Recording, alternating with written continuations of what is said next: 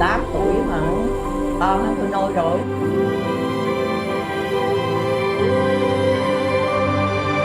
Nếu ta cho con một điều ước cuối cùng thì con có muốn sống khác đi không?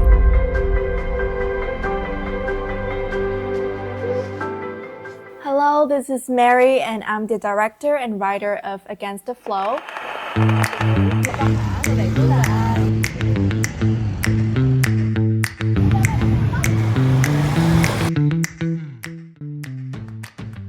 Well, talking about Against the Flow, I think if it is a living being, the social issues would be its very soul. Against the Flow was set out with a higher mission to tackle pressing social issues that has been existed in Vietnam as well as other Asian cultures for ages.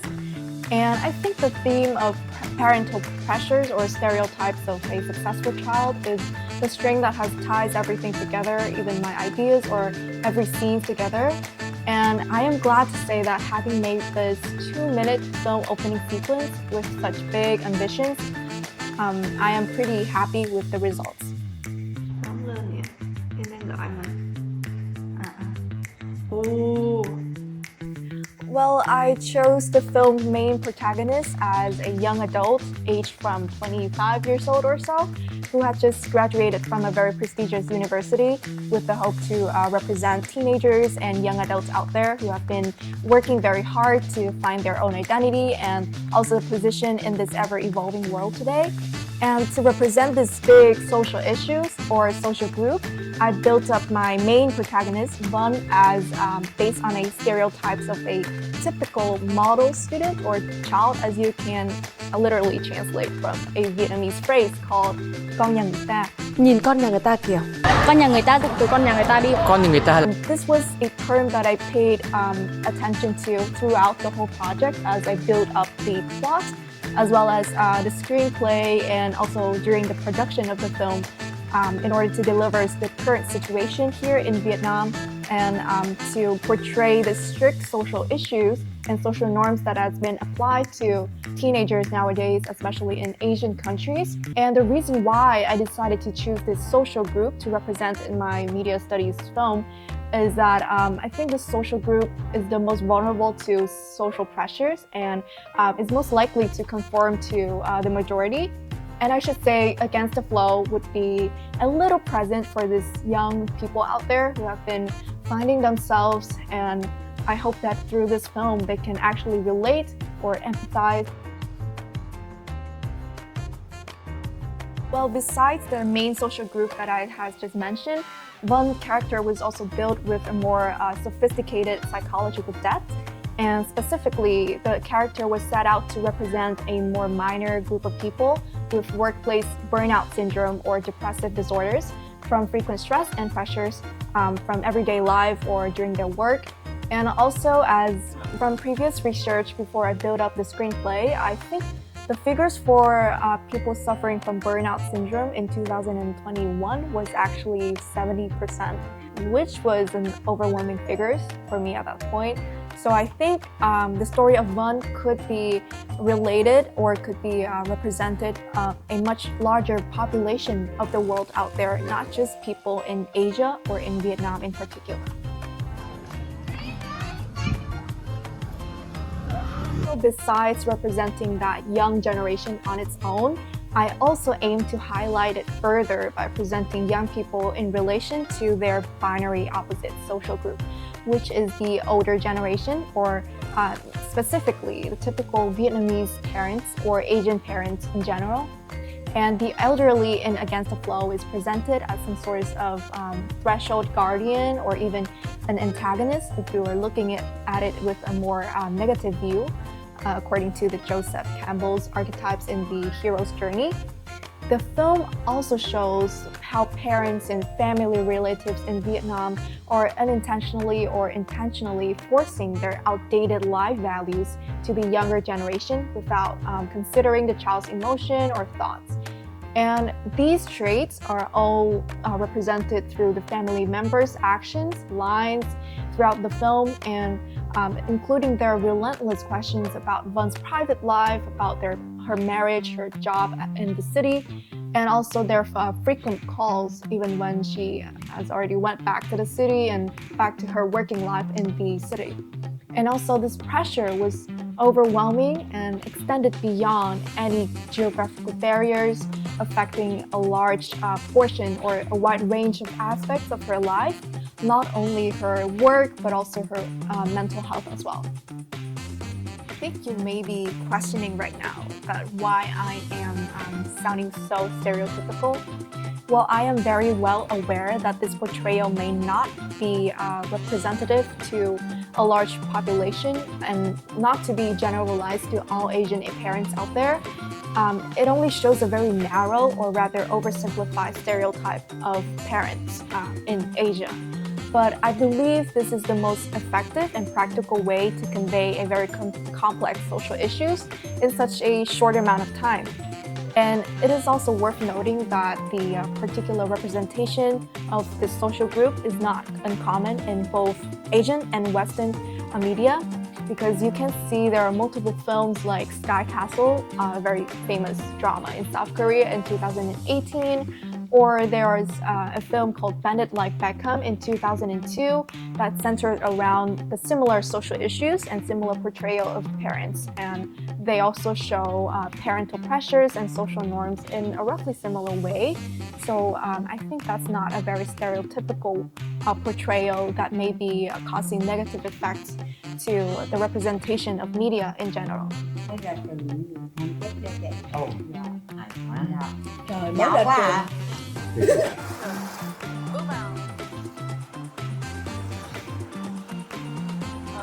Another very important role in this film is the mysterious man, our secret weapon who has only a few seconds but actually slays the whole film. And this role represents mysticism and a very typical archetype of the mentor or the wise old man who helps the protagonist on her journey to find herself, on her journey of self-discovery in a typical self-discovery drama genre. And in a broader sense, I think this character represents a more abstract or philosophical social group, which is actually no one but our inner self. And I was actually inspired by Carl Jung's view of this particular archetype. I think he stated that the mentor is the representation of our collective unconsciousness, and it is the inner self that has been inspiring us to become the person we want to be. Looking from Fun's point of view, I think the mysterious man is just no longer a separate being, but it's her spiritual self that guides her vulnerable or wounded self through the dark tunnel in her self-discovery journey. And through this social group, I wanted to convey a message that we all have a self-healing power inside us somewhere, and if we have enough courage, then we can definitely overcome it all by altering our decisions or seeking new possibilities in life. And while I am quite pleased with the visual look of this character on our final film, but I think the delivery of his lines could be improved further if we have the chance to do it again. And I think admittedly the writing of the lines in the first place wasn't perfect. It was a bit unnatural if you're a native Vietnamese speaker to hear it. However, I think on the flip side, the overall aesthetics of his voice, his very deep tone, rich kind of voice, was very suitable for such role. Con người sinh ra, lớn lên, nỗ lực, rồi lại tìm đến sự kết thúc. Cùng là con người, tại con người đến đường cùng thôi. And also due to time constraints and the fact that I have to edit this during a very intensive exam season, we just couldn't record the voiceover lines in person, and I couldn't give them direct direction on the spot. Instead, the cast have to send their individual recording to me via Google Drive, and I have to also provide them a recording guideline, a recording at home guideline. And so if I have the chance to improve this in the future, I would really love to be more careful with scheduling my editing session and also the recording session so that we can actually have every cast together in person, and then I could give them more flexible or a more detailed direction into how to deliver their lines so that we can ensure the quality of the lines. And in terms of representing this character through technical codes, I try to maximize his mysterious vibe by aiming for an orange and a teal lighting and use a focus pull shot to switch the focus of the audience from Vun to the new character entering the frame, which was the mysterious man.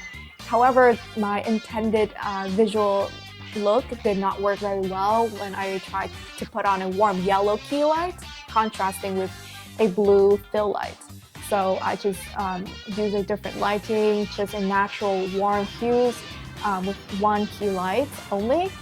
And I think this creative decision did not affect the overall portrayal of this character because it was compensated by the actor's deep voice aesthetic and also other mise-en-scene elements like props or his vest, his black clothes, as you can see. About the environments that Against the Flow represent, I think the film centers around a paradoxical contrast between the idea of ideal life through Vun's point of view, which was portrayed seamlessly through a deliberate juxtaposition of two binary opposite environments, a traditional countryside and also a modern city. And during the first half of the 2 minutes, the audience was, ventured through this peaceful and aesthetically pleasing scenery in Hoi An. And the film also showed a very heartwarming family gathering out of the first glance, as you can see. And this portrayal could make them think that, well, the life in Hoi An looks so nice, like you would want to live there, and why would one ever complain? And actually, when I first showed this to my friends, they also say the same thing. Like they said that, wow, this scene in Hoi An looks so nice, and I actually want to live there. So this is when the trap comes in. So the fact that the visual of the scene seems to paint an ideal picture of life, while in fact this place was actually full of pressures and even more suffocating than the crowded and lonely city that Vun has to live in. And this twist further challenges our usual conception of mise-en-scene as well as the idea of life, encouraging the audience to dwell deeper in the underlying social issues. The countryside environment was depicted with, casual and close interactions between the locals and also within Vun's family dining table. This intimacy may be viewed as, friendly and indicative of strong interpersonal bonds within the community. It actually conveys a very overwhelming sense of privacy invasion. So this is another crucial social issue that I want to explore and I want to deliver in this film. For the countryside, I chose Hoi An, which is a UNESCO World Heritage Site, and it's also my hometown, actually. I chose it because it is, both practical and provide a lot of thematic significance as well. Hoi An has this traditional and unique ancient architecture. It is almost like honey-coated with the bright yellow hues, and that provides a stark visual contrast to the overall blue hues in the urban landscapes that is portrayed later in the film. And to represent it more cinematically and more realistically, I carried my camera and tripod around every nooks and crannies in Hoi An ancient town to capture the lifestyle of the locals here. It was actually a very fun experience. While there are a lot of difficulties when I film outside in that natural environment of the ancient town in Hoi An, like adjusting the camera due to the limited space in the little narrow alley in Hoi An, and also very crowded streets full with tourists. I think the film has successfully brought out a brief glimpse of Hoi An traditional beauty through just a very brief establishing shots in the first few seconds of the film. However, actually reflecting on this filming process, I wish I could capture more authentic interactions between the locals in their daily lives. And I still vividly recall the warmth I felt when witnessing the locals exchange things of like Năm mới vui vẻ, which is like Happy New Year in Vietnamese, to each other with their smiles on their face.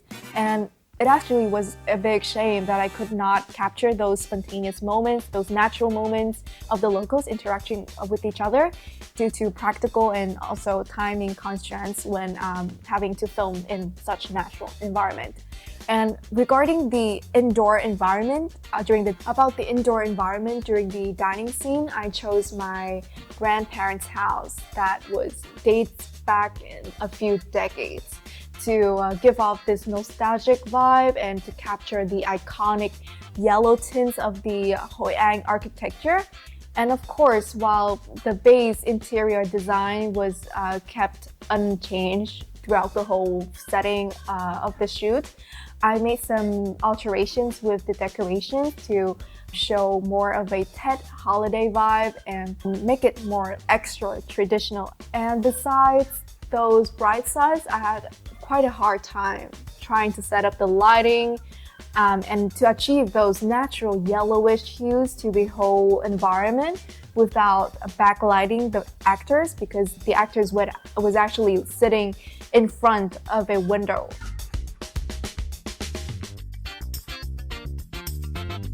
To portray the city, the exact binary opposite of it, I chose a typical modern metropolis here in Vietnam, which is Ho Chi Minh City or Saigon City, which is actually the city I live in.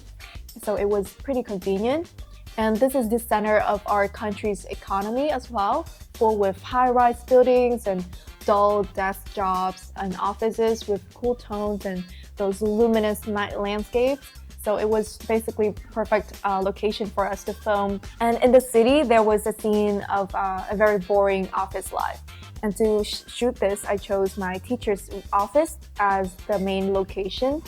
And I set up the shooting location by rearranging those office supplies in a way that would best demonstrate one's hard-working life, as well as aiding the technical purposes. And these scenes, like printing the document or being overwhelmed with chaotic sounds of people chatting and those telephone ringing, and the fact that one have to work from the morning until midnight, were actually all inspired by this iconic scene in the movie called Fight Club. For 6 months, I couldn't sleep. With insomnia, nothing's real. Everything's far away. Everything's a copy of a copy of a copy. And the fact that I chose Fight Club as my primary inspiration for this scene is because the film illustrates very similar social issues by reflecting the boring and robotic lifestyle as a white-collar worker in a big city. And also, the films also represent the potential damage or consequences done to the character, eventually causing him to open his own underground fight club. Where people who are fed up with the mundane city would have to fight at each other. And in my film, the consequences of metropolis lifestyle is not like Fight Club, but it's a bit different. And I think the moral of the stories still perfectly matches with each other. So it was a nice inspiration for me visually to set up the mood board and set up the whole shoot just like Fight Club. About the traffic jam scenes, this is a very special scene, to be honest. And I tried to follow Vân on her road to work on a typical morning. And I tried to create a more authentic view of the city through interactions with the local once again, like the interaction with the sticky rice seller in Saigon city center. And also the film shows a very realistic view of Saigon's tradition, which was traffic jam.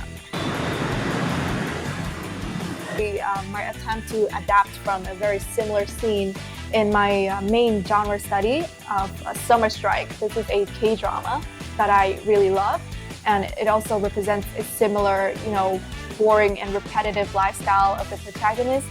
And in this movie, the protagonist is basically sandwiched with people in a subway. Actually, I realized it would not be realistic and relatable if I bring the whole, same setting to a Vietnamese movie or a Vietnamese context, because here we don't use public transport that much and subway is not even, a thing here. So I create a Vietnamese version or adaptation of this scene by replacing the crowds with, motorbikes instead of the subway. And Vân was on a Gojek, which was a very, famous motorbike taxi service here in Vietnam. And I believe this is a very important creative decision in terms of, accurately representing the social group and the social issues that I'm conveying.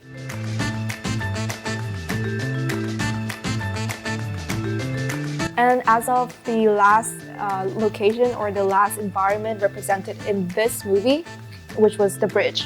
And as everyone may know, stereotypically, the bridge was associated with suicide cases, unfortunately, because it actually happens in real world, and the media is also, representing it in the same way. It creates kind of a symbolic association between the location and the suicide case. So the visual contrast that I'm trying to represent here is the vulnerable human, the small human in front of such big and such luminous, overwhelming city night landscapes. This is a very, intentional symbolic code of mise-en-scene, and I try to engage the audience emotionally with the main character's extreme psychological state at this point when she is actually thinking about ending her own life. And perhaps this environment represents another social group besides the two social groups that I talked about earlier, which is, the beautiful souls in the cold water. The questions of, is the life below the water better, would be the questions that echoes in every viewer's soul for time to come, and that's my intention. That's what I want to represent through this association with the environment. Đạo diễn nè. Đạo diễn ơi. Hello! The whole journey of bringing all of this message together and bringing all of it to life through my film was indeed a big challenge. However, I think it's definitely a wonderful learning experience for me, and I have not only acquired technical skills in the media realm, but also get the chance to raise my own voice about such important social issues in my own country. And as a Vietnamese, I am truly grateful for this opportunity. And I hope that Vân's story can reach other Vietnamese young people out there who have, fight so hard to prove themselves and to be called successful by their loved one.